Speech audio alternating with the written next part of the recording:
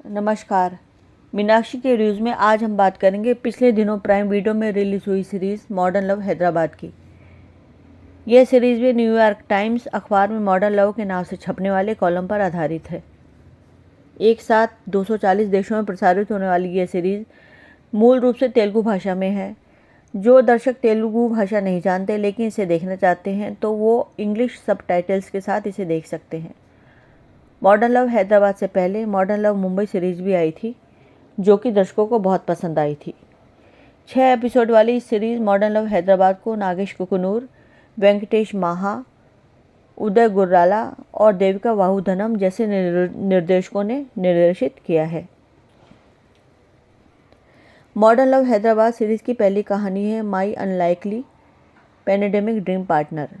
इस कहानी को निर्देशित किया है नागेश कुकुनूर ने। दिल को छू लेने वाली इस कहानी में मां मेहरुनिसा के किरदार में है सशक्त अभिनेत्री रेवती और बेटी नूरी की भूमिका में है नित्या मेनन।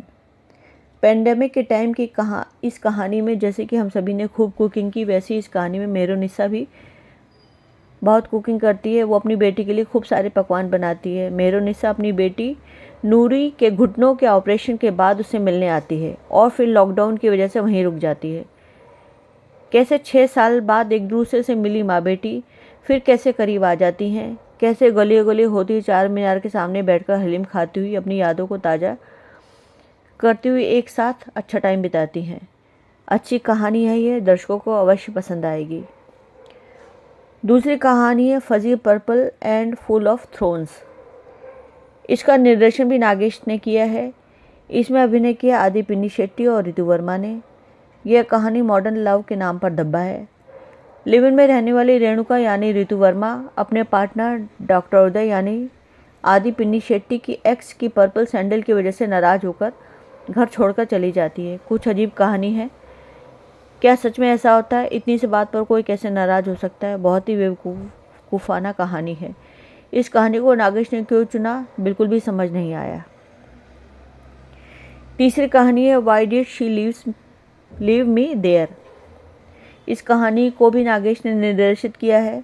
इसमें सुहासिनी मणिरत्नम और नरेश अगस्त लीड रोल में हैं। कैसे एक दादी अपनी बीमारी की वजह से अपने पोते को एक अनाथ आश्रम में छोड़ देती है और वो बच्चा रोज़ ही अपनी दादी